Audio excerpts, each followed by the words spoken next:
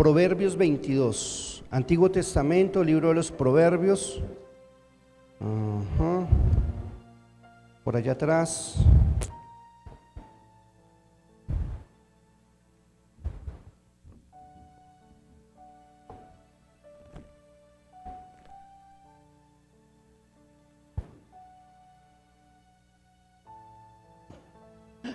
Chico, vale, tan hermoso. ¿Qué es lo que hace, mano? Bueno, pero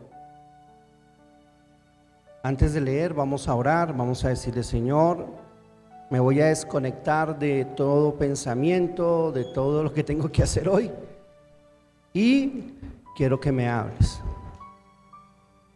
Y sobre todo quiero aceptar tu palabra.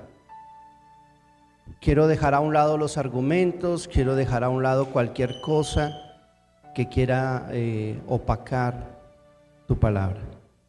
Y yo me declaro tierra fértil, que cuando tu semilla caiga en mi corazón dé fruto al 100%. Esa es la idea. ¿Ustedes sabían que la semilla es buena? Cuando el Señor habla de la parábola del sembrador, Él dice: el sembrador salió a sembrar la semilla buena.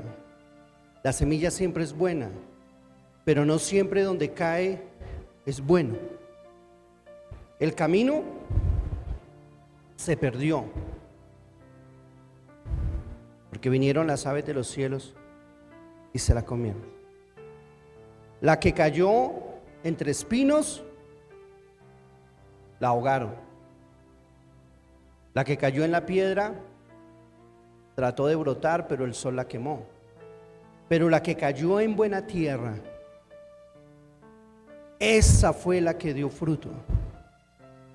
Entonces la semilla siempre es buena. La palabra de Dios siempre es buena. El problema está es donde cae. Si es aceptada o no, si es reconocida o no.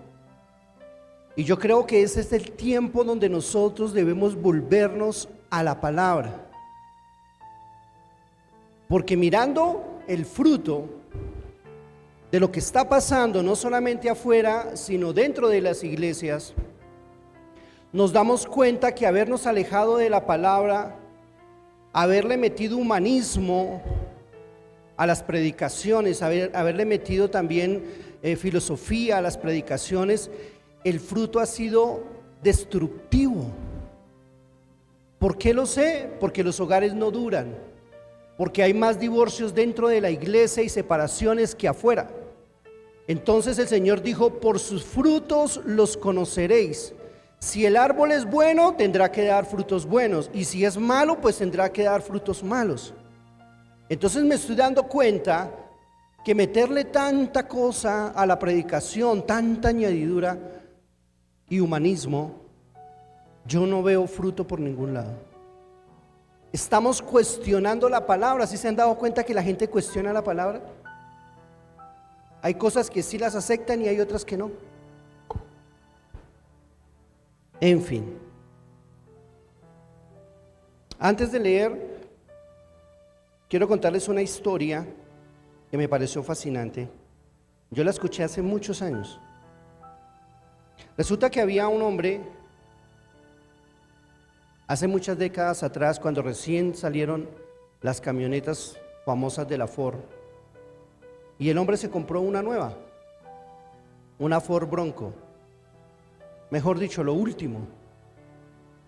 Creo que todavía por ahí hay algunas de ese modelo. Y el hombre la compró desde nueva, pero ustedes saben que los carros antiguos necesitaban más mantenimiento que los de ahora. Entonces el hombre la compró, la conocía, él mismo le hacía su mantenimiento, le hacía sus cosas. Con los años aprendió a conocer los ruidos, las cositas que a veces fallaban, aunque los carros eran muy buenos, pero se familiarizó mucho con su carro y lo conocía de tapa a tapa. Y un día iba por una carretera y el carro le molestó y se le apagó. Entonces el hombre dijo, yo ya sé más o menos qué es. Y fue, destapó y empezó a meterle mano. Y nada. Dijo, entonces puede ser aquello. Y entonces todo lo que él ya sabía que le podía molestar al carro. Y no la pudo arreglar. Y entonces, esto fue una historia real. Pasaba una limusina, un carro muy lujoso, una limusina,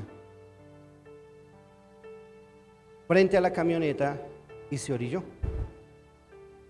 Y de la parte trasera del carro sale un hombre elegante, con traje. En esa época se utilizaban los sombreros de copa, guantes blancos.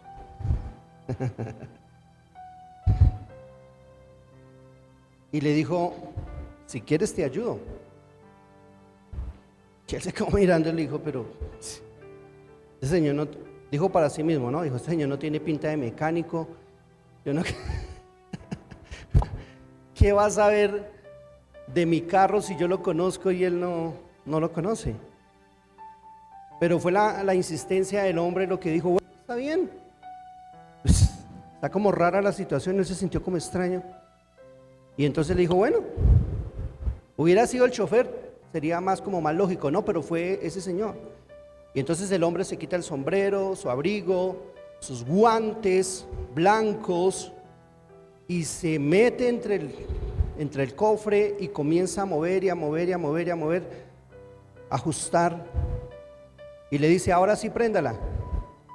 Y el hombre la prende y encendió. Y el hombre quedó asombrado.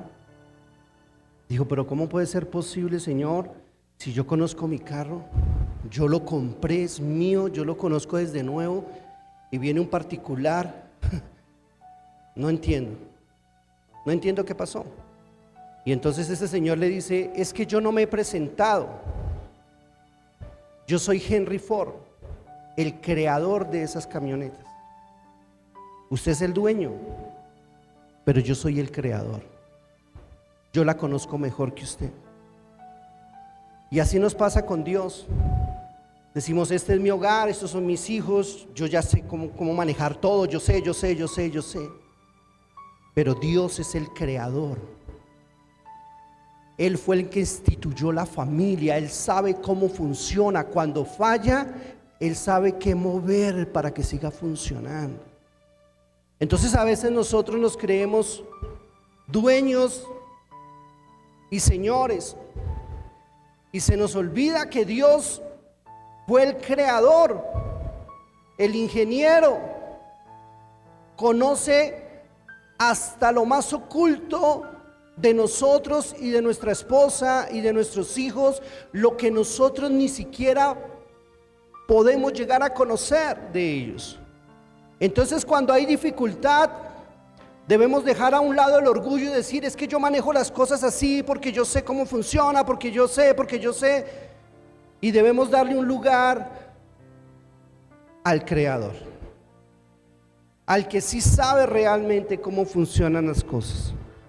Entonces esto es apenas una pequeña historia, una introducción para el tema, porque es un tema muy, muy espinoso.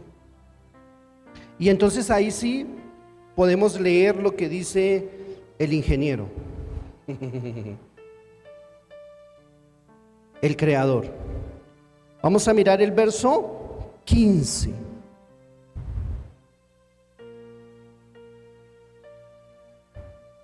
Dice, la necedad está ligada en el corazón del muchacho.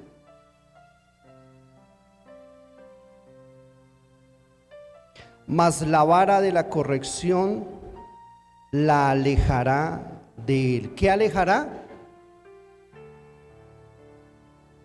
La necedad. Lo primero que nosotros debemos entender es que nuestros hijos y nosotros nacemos con la necedad ligada, pegada al corazón. Eso es lo primero que Dios nos dice. Tenemos una naturaleza caída, Uno ve esos bebés así chiquiticos y dice, ay, tan lindo, tan puro, tan tierno, tan... Bueno, sí, es verdad. Es inocente, claro que sí. Pero ya la necedad está ligada al corazón. Nacen así. ¿Por qué? Porque venimos de una naturaleza caída.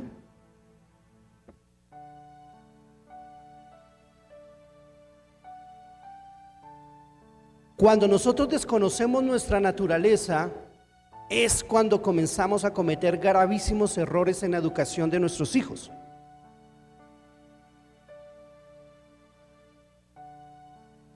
¿Cuántos alguna vez han montado a caballo? A ver, levanten la mano. Yo creo que todos, ¿no?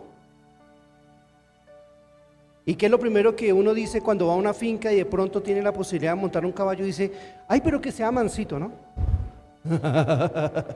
Que no me va a botar por ahí, que yo me le pueda montar sin que me tire por allá lejos, ¿no es cierto?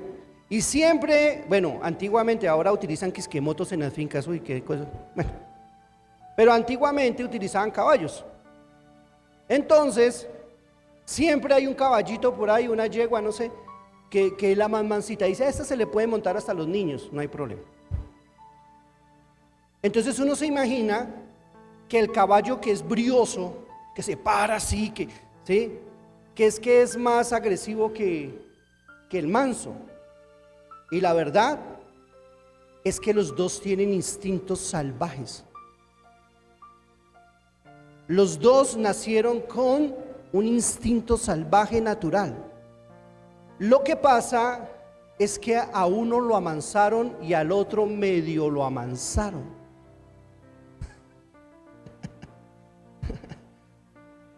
Entonces cuando usted se monta en un caballito de esos, dice, ay, qué caballo tan mansito. Sí, pero no siempre fue así. A él lo tuvieron que haber amarrado a un palo y haberle dado vara en cantidades hasta que aprenda a obedecer.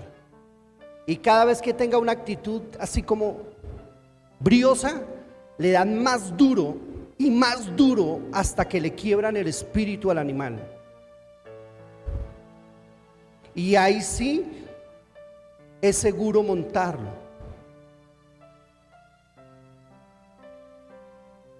Y soy pastor, pero esa comparación está como muy agresiva. Ustedes no han visto, bueno, cuando se permitían los animales en los circos, un elefante, ¿visto los elefantes? Amarrado a un palo, con una cuerda, amarrado a un palo. Ese animal tiene tanta fuerza que solo con hacer así levanta todo eso. Pero ha sido tanto el sometimiento a las cadenas que él ya ni siquiera lo intenta porque ya le quebraron el espíritu. Él ya ni siquiera intenta salir corriendo o hacer así, porque lleva años de ser torturado para que se esté quieto.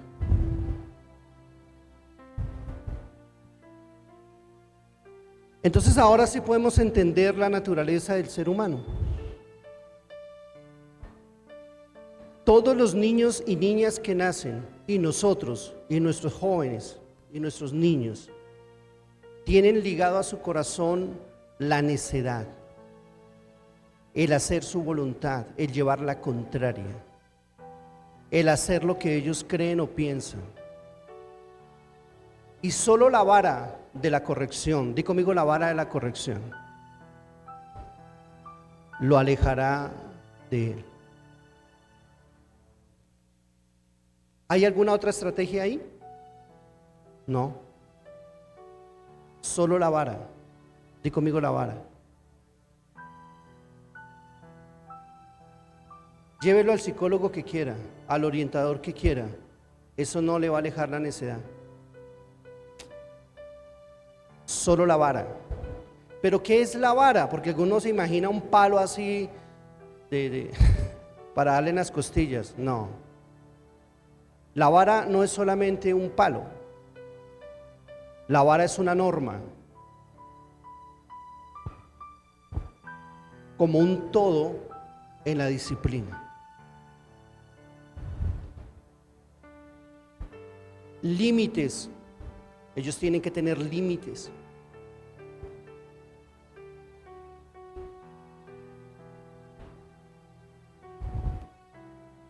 Y aquí es donde comienza lo más terrible.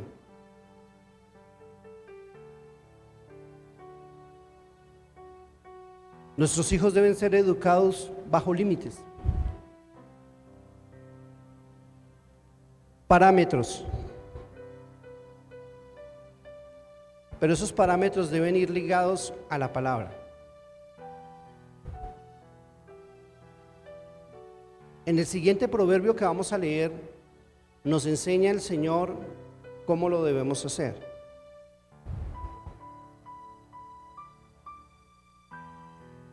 El verso 6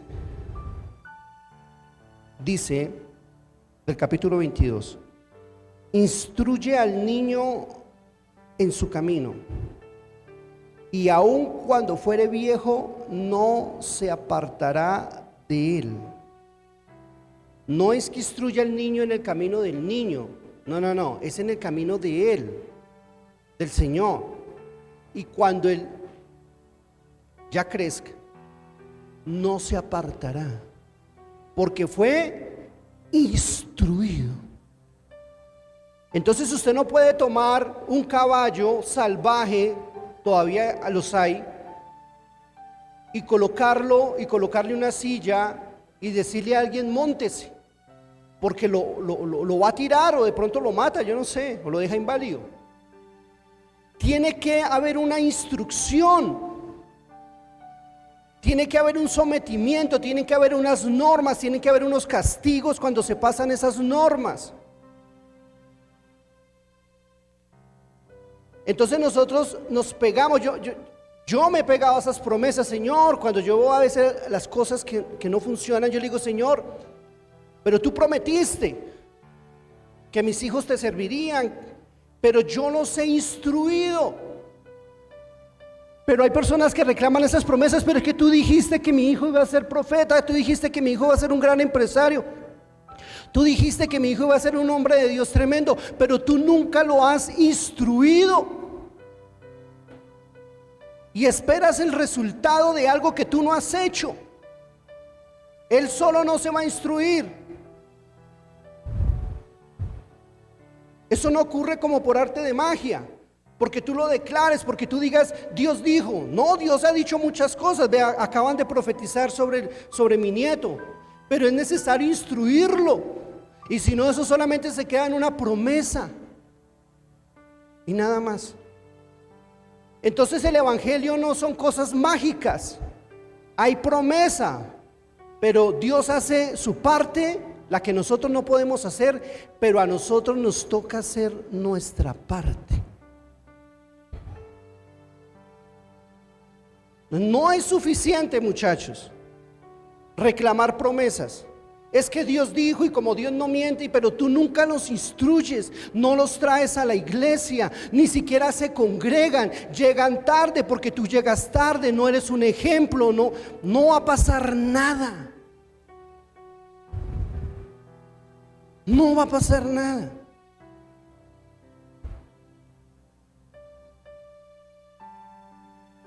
Tú quieres que tu hijo o tu hija le sirvan al Señor o tenga ese gran propósito secular, porque no solamente dentro de la iglesia, también es afuera.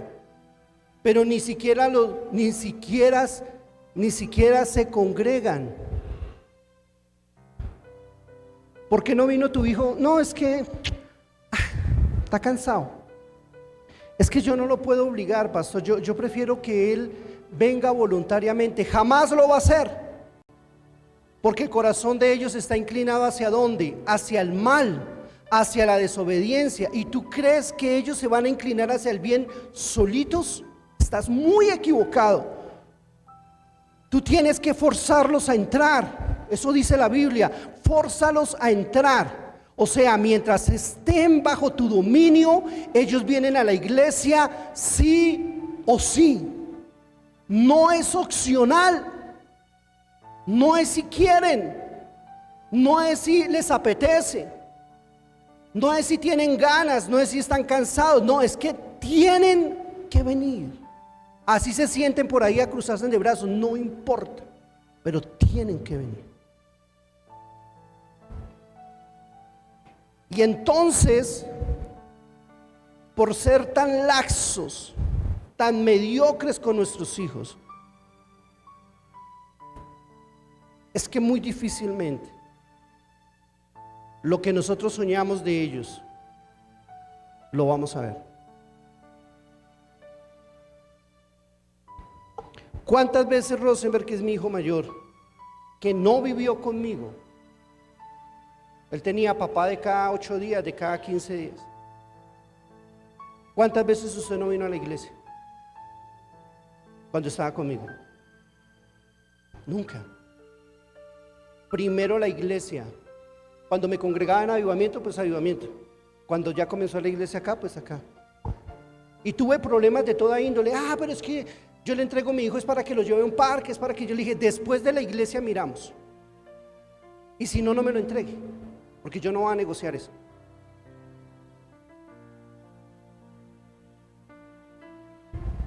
¿Cuánto más los que están bajo mi dominio? Entonces esto no es si quieren o no quieren, es que es nuestra obligación instruirlos. Ustedes saben que llegan a una edad donde ellos ya vuelan, donde ellos ya se independizan, y lo que tú hiciste con ellos ya lo hiciste. Es más, cuando ellos vuelan y uno los va a llamar y les va a decir, oiga hermano, que te... ¡Ay, qué hijo! Ya no le aceptan nada a uno, porque ellos ya no están bajo su dominio. Ahora que los tienes ahí todavía, ahora que están viviendo en tu casa, ahora que ellos están bajo tu autoridad, fórzalos a entrar. Dales normas.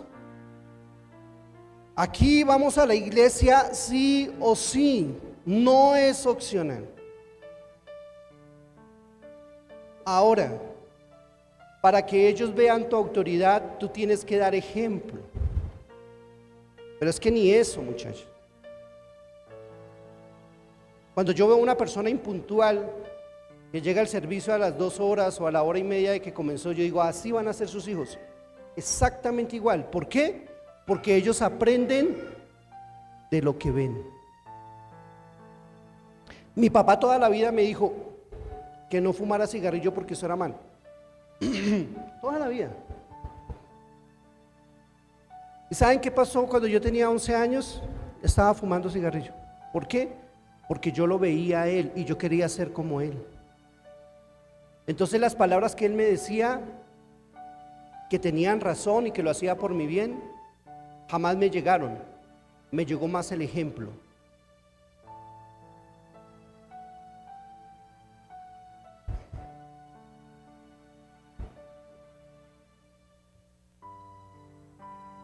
¿Tú estás instruyendo a tus hijos? ¿De verdad? Tú le estás diciendo que la prioridad es Dios, porque Dios los creó, porque Dios les va a dar propósito, porque Dios los va a cuidar, porque aun cuando fallemos Dios nos va a levantar. ¿De verdad tú le estás enseñando eso? ¿O simplemente estás diciendo, no, es que ¿para qué molestarle la vida? Yo he escuchado eso. Hay que dejarlos. Yo a veces veo a los muchachos y las niñas saliendo con muchachos y yo digo, ¿y eso qué? Dice, no, hay que dejarlos que ensayen. ¿Que ensayen? ¿Que ensayen qué? Dejar a una niña embarazada. Bueno, esto es lo peor que puede pasar. Pero que forniquen, que se acostumbren al espíritu de adulterio, ¿eso es lo que usted quiere para sus hijos? Y cuando ellos se casen, son matrimonios que duran 1 año, el que más dura. Porque como ellos ya tienen la habilidad de fornicar, como ya tienen la concupiscencia en su corazón de fornicar con uno y con otro, pues lo próximo que va a pasar en ese matrimonio es que van a fornicar. ¿Que no? ¿Les cuento? Todos los que usted quiera. Porque hay que dejarlos que ellos aprendan. Entonces, ¿cuándo van a aprender? ¿De dónde sacaron eso?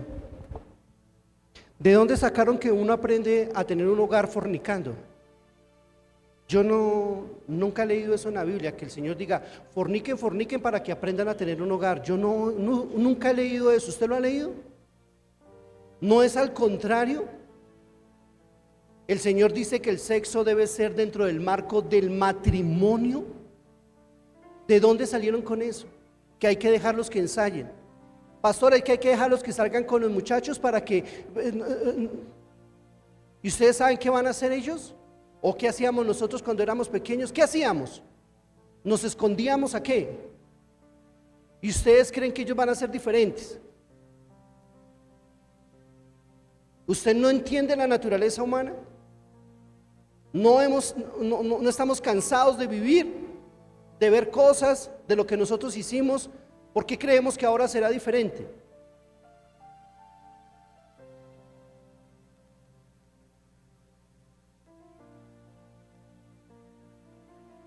Normas, di conmigo normas, parámetros, principios, valores. Y como última opción, la vara. ¿Qué es la vara? Cuando ya se pasan, cuando ya desobedecen adrede, cuando ya irrespetan, cuando ya levantan la voz. Una vara, un palo. Y hágase respetar, mi hermano. Que me va a demandar, demándeme, haga lo que quiera. O que se vaya. Pero mi casa la respeto.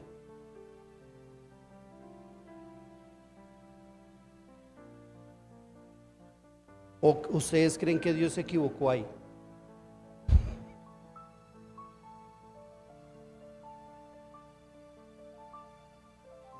¿Cuál es el otro punto que yo he visto en los últimos meses, años?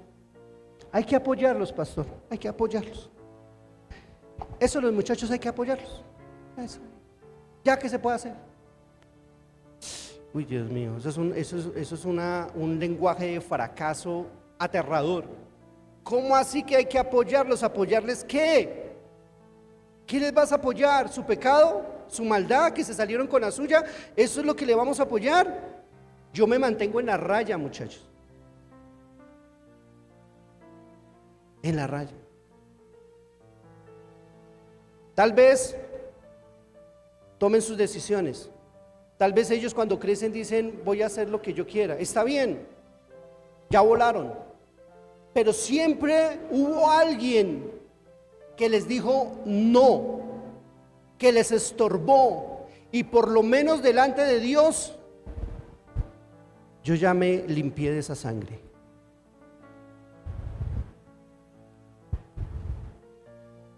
La Biblia dice que ellos aman la corrección, ¿sí sabían? Ellos en el fondo de su corazón quieren que alguien les ponga un freno. Ellos aman la corrección.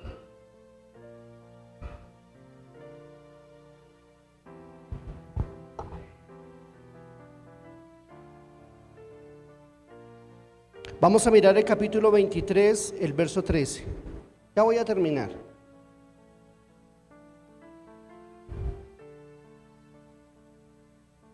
Verso 13 dice, no rehuses corregir al muchacho. No rehuses corregir al muchacho, porque si lo castigas con vara, no morirá.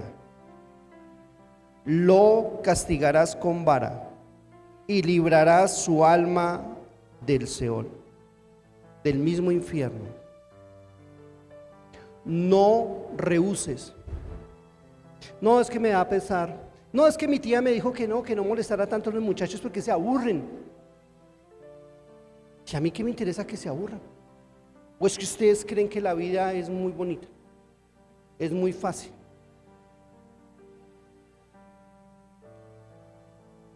¿Cómo así que se aburren? Que hay que llevarle la corriente para que no se aburran. ¿Y qué tal que se vayan de la casa? Pues que se vayan. Experimenten 8 o 15 días afuera a ver si se los van a aguantar. Pues, ¿quién dijo eso? Entonces la palabra dice: no rehuses. En el momento que toca corregir, toca corregir. Así se le venga la mujer encima, las tías, la abuela, porque siempre son las mujeres las que están protegiendo ahí, alcahueteando. Así se te venga medio mundo encima, párate como varón, no, y punto. Tiene que ser así, muchachos. Usted tiene que ser lo que, usted debe ser lo que tiene que ser. Si yo soy el papá, soy el papá. Yo no voy a negociar eso jamás. Así se pare medio mundo. Yo tengo una responsabilidad más que delante de los hombres, delante de Dios.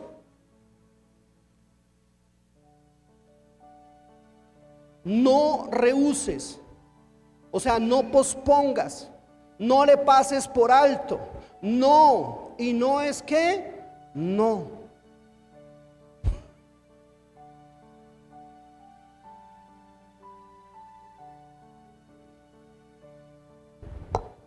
Entonces lo llaman a uno anticuado. A mí me han dicho de todo. Resentido. Es que usted cree que como a usted lo criaron, entonces a mí eso no me interesa. Que digan lo que quieran. Pero yo conozco la Biblia. Y yo sé que me toca pararme en la raya. O miren el fruto afuera, o miren el fruto dentro de la iglesia. Porque por sus frutos los conoceréis. ¿Las cosas están marchando bien? ¿No es cierto que no? Algo se está haciendo mal. Muy mal. ¿Sabe qué están diciendo ahora? Que la supuesta vara que dice ahí ya no es una vara, sino que es una regla de normas. ¿Dónde dice eso ahí? Ahí no dice eso. Es más, hay un proverbio que dice que la vara para la espalda del necio. Entonces, ¿de dónde sacaron que ahora que no, que son normas? Claro que son normas, pero cuando no aceptan las normas, vara.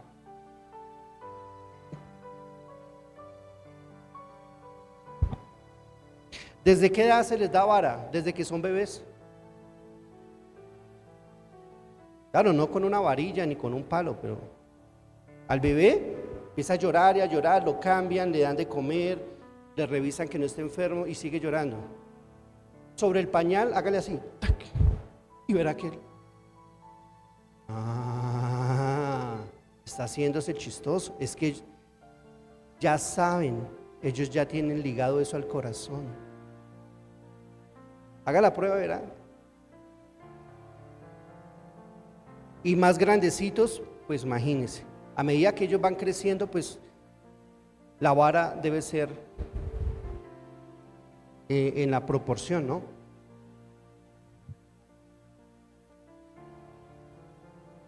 Entonces dice ahí: y librará su alma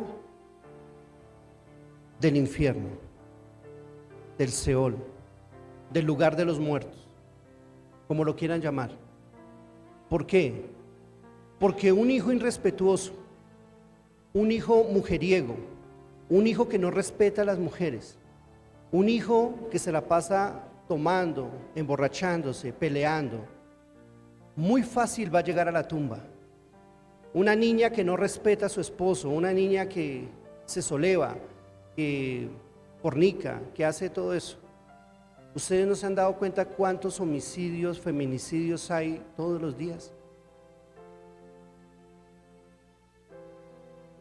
Ellas están en desventaja, que son mujeres. Entonces enseña a tu hija a comportarse. Enséñala a ser una mujer, a ser fiel.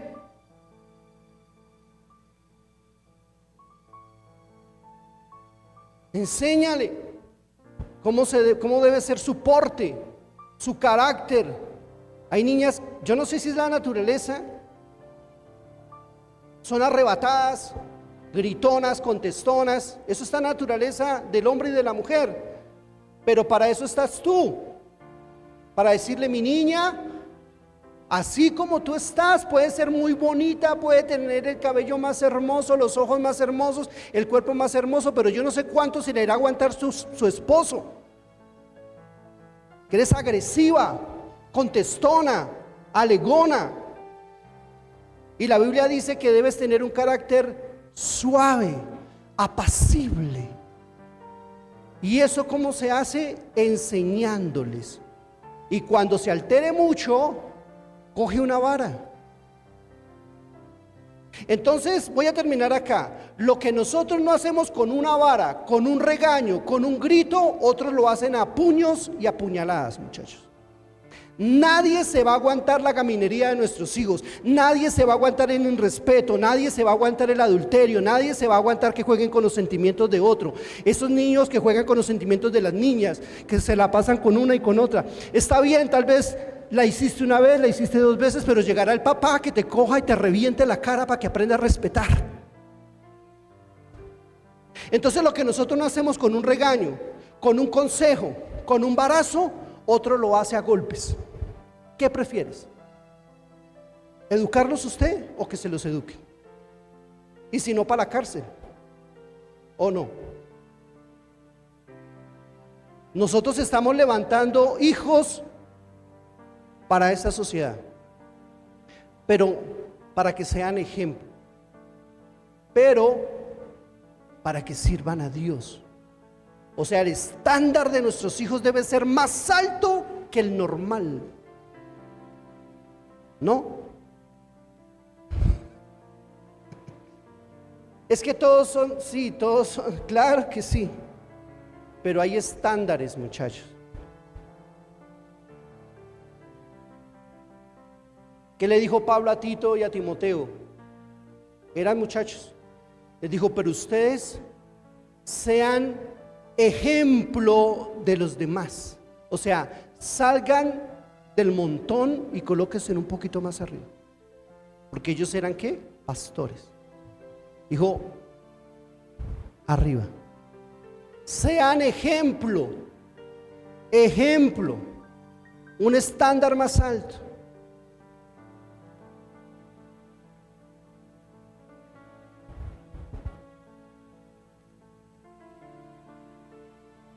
Lo importante es que esta palabra haya caído en buena tierra. Si tú estás por allá diciendo, a mí no me parece, uy, qué salvajes, está bien. Pero si hay 1, 2 o 3 en los cuales esta palabra cayó y se entendió, vale la pena.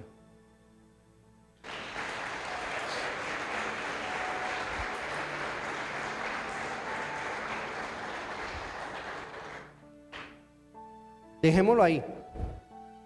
Levanta tu mano y dile, Señor,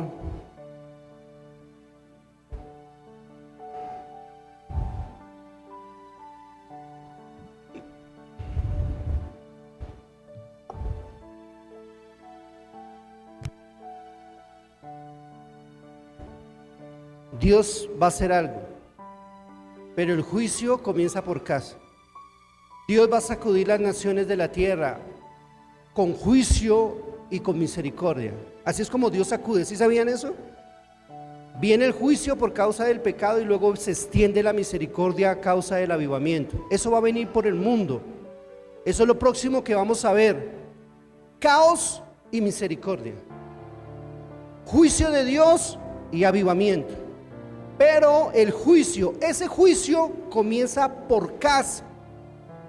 Aquí es donde unos van a quedar de pie y otros se van a... Dice, pastor, ¿pero qué pasó? ¿Cómo así? Los que estaban medio firmes, ¿por qué se cayeron? Juicio, mi hermano. Mucho tiempo perdido. La gente no hace caso, la gente conoce, sabe lo que tiene que hacer y no lo hace. Entonces comienza el juicio. Usted nunca escuchará eso, pero léalo en la Biblia y verá que ahí dice que el juicio comienza por casa.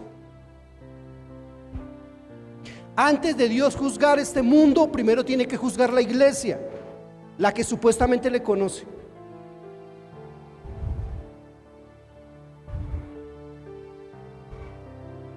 Que Dios nos ayude, muchachos, iglesia, los que me están viendo a la distancia, que Dios nos ayude. Nosotros somos lo que somos. Yo no me acomodo a este siglo. Yo no me acomodo a la filosofía, yo no me acomodo al humanismo, yo no me acomodo, yo soy lo que soy. Tú eres lo que eres. Que nadie te confunda. Somos lo que somos. Somos la sal de la tierra. Somos la sal de la tierra. Cuando a uno le echan sal en la herida, ¿qué hace? Cuando tú hablas a personas, ¿qué siente la gente? Uy, pero ¿qué le pasa? Somos sal. Eso es normal que a la gente le pique porque somos sal.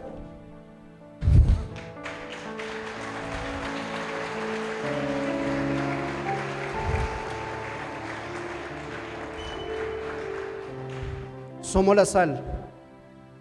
Pero si la sal pierde su sabor, ¿para qué sirve? Para nada. Si la iglesia deja de ser la iglesia y se convierte a ellos, si nosotros nos convertimos a los filósofos, a los humanistas, a los progresistas,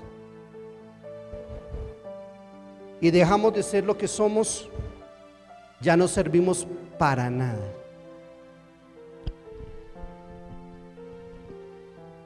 Para nada. Padre, te damos gracias por este servicio, por esta palabra, y sea guardada en el corazón de tu iglesia, de tu pueblo a la distancia. Señor, yo honro tu palabra, Señor, y voy a comprometerme hoy que la voy a predicar tal como está ahí. Ni le voy a quitar ni le voy a poner, ni me interesa añadirle ni quitarle ni adornarla. Yo creo que es suficiente con lo que está escrito. En el nombre de Jesús. Amén. Y amén. Vamos a dar un fuerte aplauso al Señor. Toda la gloria para Él. Amén.